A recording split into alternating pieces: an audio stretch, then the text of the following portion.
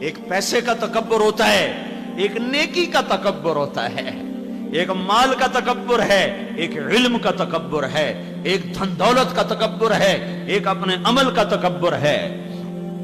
اور سنو، مال کا تکبر چھوٹی چیز ہے اور نیکی کا تکبر اس سے زیادہ خوفناک چیز۔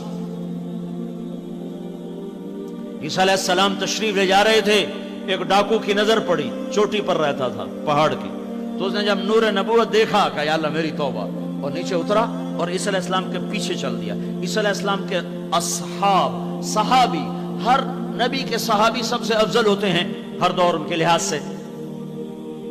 ایک صحابی عیسیٰ علیہ السلام کا یہ یوں آئے تو وہ یہ حواری رسول ہے، حواری، اللہ نے ان کو حواریین کا خطاب دیا۔ من انصاری الی اللہ قال الحواریون نحن انصار اللہ، جن کی قرآن تعریف کر رہا ہے یہ وہ لوگ ہیں۔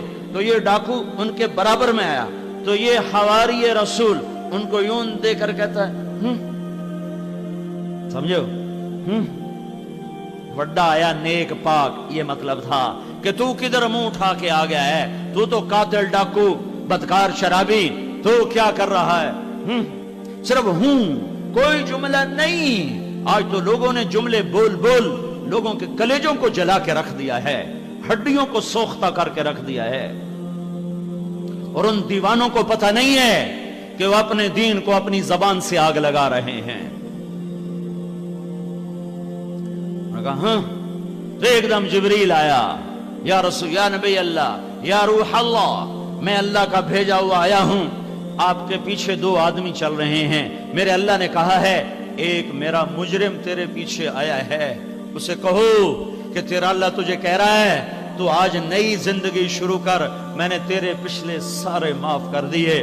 اور یا رسول، یا روح اللہ، ایک آپ کا حواری چل رہا ہے، اسے اللہ کا پیغام آیا ہے کہ اسے کہو تو بھی نئی زندگی شروع کر، میں نے تیری پچھلی ساری نیکیوں کو ضائع کر دیا ہے، تو ٹھیکیدار ہے میرے بندے کا، تو کون ہے ہوں کرنے والا۔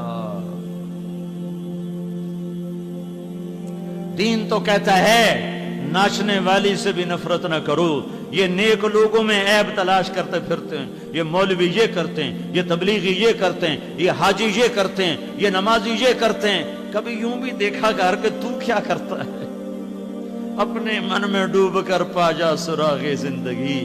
کبھی اندر بھی تو دیکھا کر، جو اندر نہیں دیکھتا ہائے ہائے وہ بغیر توبہ کے مر جاتا ہے۔